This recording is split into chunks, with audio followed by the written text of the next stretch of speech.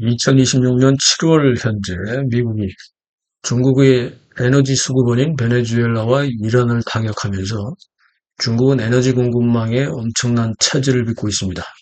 그동안 반미 연대를 주도하며 특히 베네수엘라와 이란으로부터 엄청난 저가로 공급받던 중국은 직접적인 타격을 받고 있습니다. 게다가 미국은 이제 동맹국들과 함께 말레이시아의 말라카 해협도 여차하면 봉쇄하려고 하고 있는데요. 그동안 대만 해협을 봉쇄하겠다며 으름장을 놓던 중국이 이제는 역공을 당하는 형국이 되고 있습니다.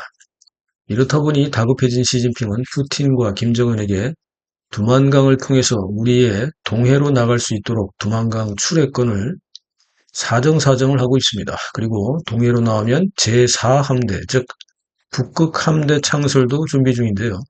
러우 전쟁으로 김정은이 파병을 하면서 밀착된 북러가 자동 개입 조항까지 삽입된 북러 동맹을 통해서 북한의 군사력이 급속하게 팽창하고 있는 형국입니다.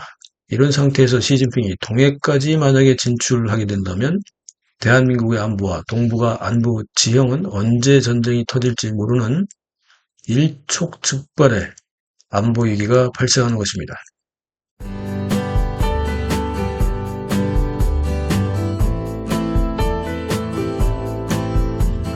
안녕하세요. 믿고 보고 믿고 찾는 채널 김상순TV 차이나 리포트 38번째 시진핑 한국 동해 진출 야욕 두만강 출해 제4함대 창설 급변하는 동북아 안보지형 딜레마에 대한 내용을 소개를 할까 합니다. 이 내용은 이미 생방송으로 했습니다만 중요한 내용만 뽑아서 다시 재편집해서 새로 요점만 오늘 보내드리도록 하겠습니다.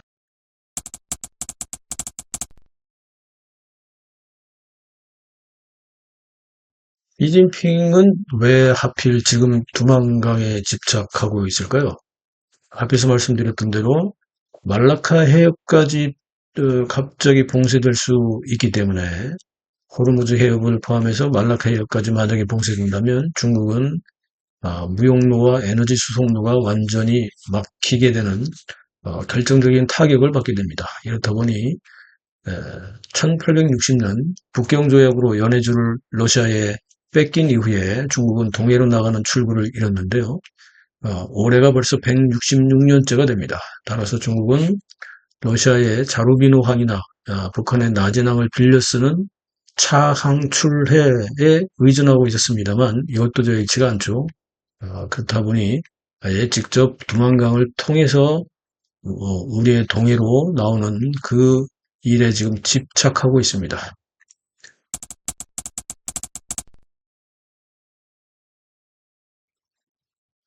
중공의 동해 진출에 일본이 갑자기 발칵 뒤집힌 이유는 그럼 뭘까요?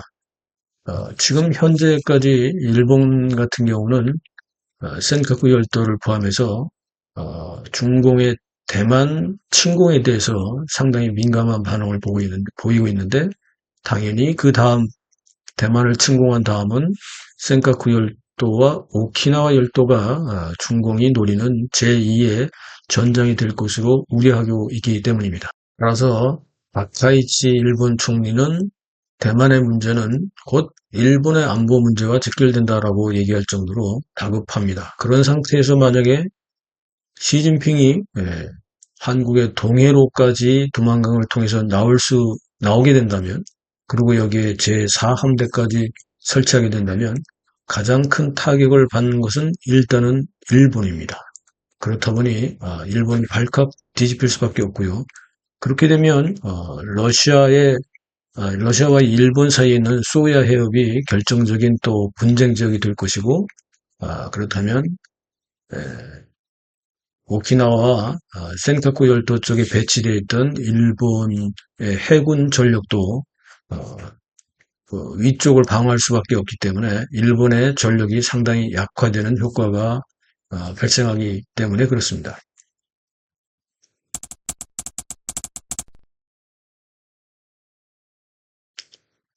푸틴은 중러 간에 동의를 했는데 김정은은 왜 그러면 시진핑과의 정상회담에서 침묵을 했을까요?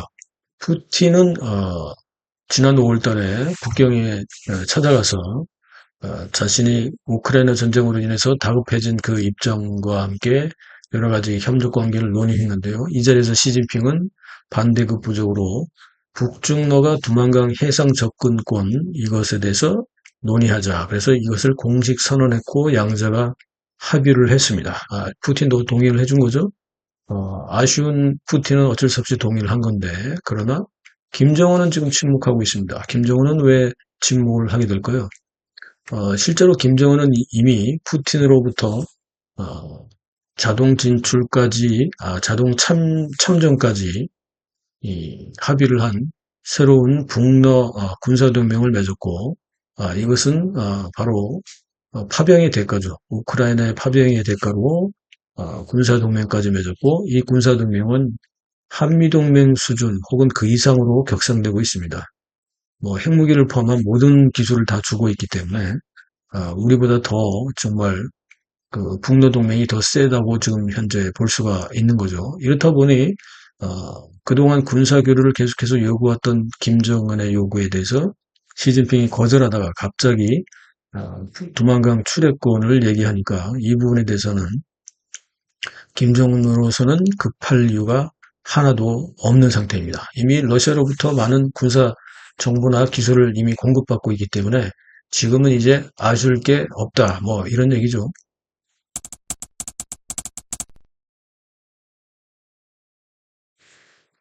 그렇다면 지금 북중러 3국은 서로 어떤 생각을 하고 있을까요? 북중러의 3국의 딜레마 잠깐 살펴보겠습니다. 중국이 제일 일단 다급해졌는데요. 북방경제협력이라는 표면적 명분을 내세워서 동해 진출에 대한 것을 요구를 하고 있습니다만 그러나 미국의 에너지 포위망에 대한 말라카의 봉쇄라든지 이런 에너지 포위망에 대한 것을 뚫기 위한 고육지책이죠. 아주 두려운 상태가 지금 되고 말았습니다. 러시아 같은 경우에는 극동 지역을 개발해야 된다는 생각이 있긴 합니다만 그러나 중국 자본이 계속해서 시베리아 쪽으로 밀려들고 중국 인력이 밀려들어오는 것에 대해서는 또 부담을 느낄 수밖에 없습니다. 즉 블라디보스톡이나 극동 지역이 중국 패권에 흡수 포위되는 것을 두려워하는 거죠.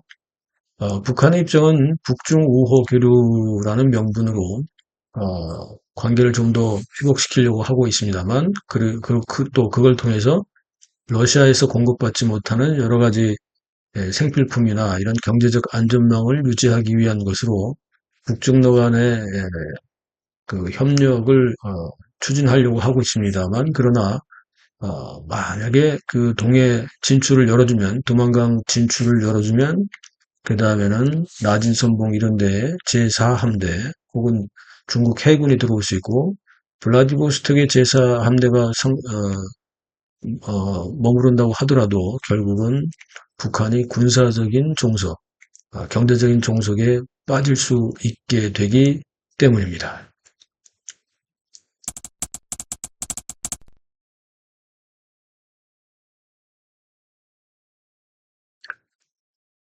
호르무즈 해협 봉쇄 이후에 시진핑은 아주 다급해졌습니다. 그래서 동해 진출을 계속해서 지금 비록 봉쇄당하고는 있지만 계속 구걸을 하고 있는 상태인데요. 결국은 중국이 말레이시아에 있는 말라카 해협을 지날 수밖에 없는데 이 지역을 미국이나 미국 동맹국들이 결국 역봉쇄를 하기 위한 그런 조치들도 지금 현재 모색하고 있습니다. 지금까지는 대만 해협을 봉쇄하면서 그렇게 위협을 가하던 중국 시진핑이 지금은 오히려 호르무즈 해협이라고 하는 이 후유증으로 인해서 결국 말라카 해협까지도 중요한 핵심 포인트가 되어 버렸습니다. 이러다 보니 중국이 시진핑이 다급해져서 결국은 동해 진출을 푸틴과 김정은에게 계속 구걸할 수밖에 없는 상황이 되고 있습니다.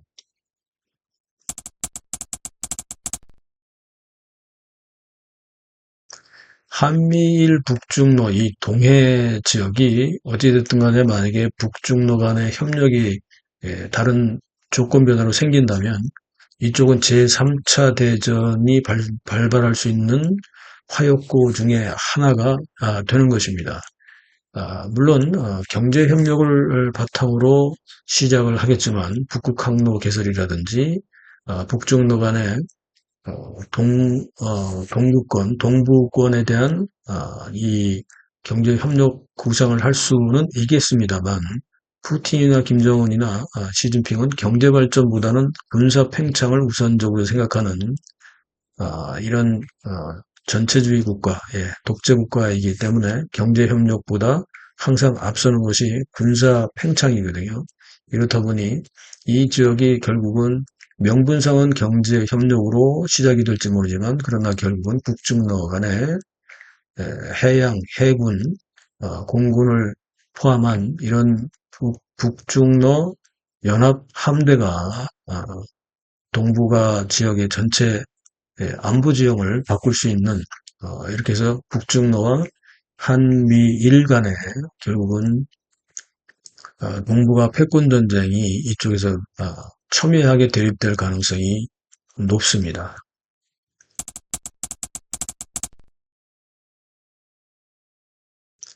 자, 위기의 한반도가 그러면 다가올 수도 있는 조건인데요. 그러나 우리도 그냥 손 놓고 당할 수만은 없죠. 어떻게 해야 되겠습니까? 일단 대충 급하게 꼽아봐도 한 6가지 정도가 되는데 일단 첫 번째는 이제 외교 레버리지를 좀 고민을 해봐야 됩니다. 즉 북중러 간의 가장 약한 고리는 어딜까요? 러시아죠. 북러 간에 중러 간에 북중 간에 이 양자관계 혹은 북중러 3자관계에 있어서 가장 약한 고리인 러시아를 공략할 필요가 있습니다. 러시아는 특히 우리와는 여러 가지 측면에서 경제협력이나 심지어는 군사협력까지도 가능한 그런 관계이기도 하고 러시아가 고립되어 있기 때문에 미국과의 협의를 거쳐서 하늘로 간의 경제협력이나 이런 걸 가지고 중국이나 북한을 견제할 수 있는 외교 레버리지를 키워야 합니다. 예. 두 번째는 우리 자체의 국방력을 더 강화시켜야 합니다. 제4함대 중국의 이 함대가 동해에 생긴다는 가설 하에서 북중러 간의 함대 연합이 이루어졌을 때를 가상한 우리의 해군력 증강, 공군력 증강, 그리고 방어 포함한 모든 면에서 우리가 그 자체 국방력을 좀 더 속도를 높여야 하겠습니다. 특히 핵 추진 잠수함의 건조라든지 이런 부분은 더 서둘러야 되고 미국과 북중러가 동해에 진출할 수 있는 그런 위협에 대한 포인트를 강조함으로 인해서 우리가 미국으로부터 더 많은 기술을 받아들일 필요가 있습니다. 군사기술을 받아들여서 북러가 진행하고 있는 북한의 군사 강국화를 견제할 수 있도록 우리가 해야겠습니다. 세 번째는 이 북방 지역에 대한 첩보를 우리가 더 강화시켜야 하겠습니다. 북중러 간의 새로 밀착되는 상황이라든지 북중러 간의 어떤 경제 협력이나 기타 모든 방면에서의 협력이 어떤 식으로 진행되는지 이 부분에 대한 첩보 및 정보 확보에 총력을 다해야 합니다. 그리고 네 번째는 해상 감시망을 우리가 더 강화시켜야 합니다. 우리가 지금 현재 갖추고 있는 해상 감시망 가지고 부족한 부분이 있는지 전부 체크해 볼 필요가 있습니다. 다섯 번째는 에너지 다변화를 해야 합니다. 저희가 언제 어느 때 대만 해협이라든지 기타 여러 조건으로 인해서 어떤 상황이 발생될지 모르기 때문에 전쟁을 가상한 그러한 에너지 다변화, 공급망 다변화 이런 것들을 서둘러서 중국이나 혹은 러시아 쪽에서 종속되지 않도록 탈피할 수 있도록 그런 에너지 다변화, 공급망 다변화를 빨리 서둘러야 하겠습니다. 마지막으로 여섯 번째는 한미일이 어떤 형태로든 특히 국방안보 측면에서는 더 많은 공조를 통해서 북중러가 동해에서 인구와 전체의 안보를 위협하는 이 부분에 대해서 우리가 대비할 수 있는 그런 그 준비를 서둘러야 할 것으로 보여집니다.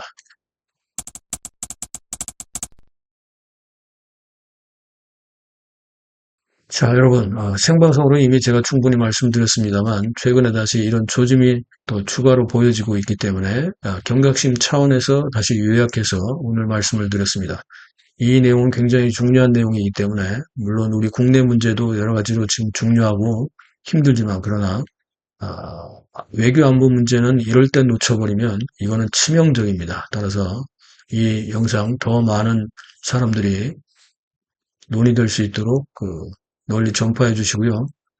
최근 다시 자동 구독 취소, 자동 알림 취소가 발생하고 있습니다. 구독 동지님들께서는 구독이 취소되었는지, 알림이 취소됐는지 확인해 주시고요. 제가 청년들과 함께 하는 OKTV의 채널 구독으로 청년들의 애국운동에도 힘을 보태 주십시오. 김상순 TV와 OKTV 채널 구독 함께 해주시고요. 믿고 보고 믿고 찾는 김상순 TV의 차이나 리포트 팩트체크 시리즈 계속 주목해 주시고요. 편집 후원에 참여해 주시는 모든 분들께 깊이 감사드립니다. 시청해 주셔서 감사합니다.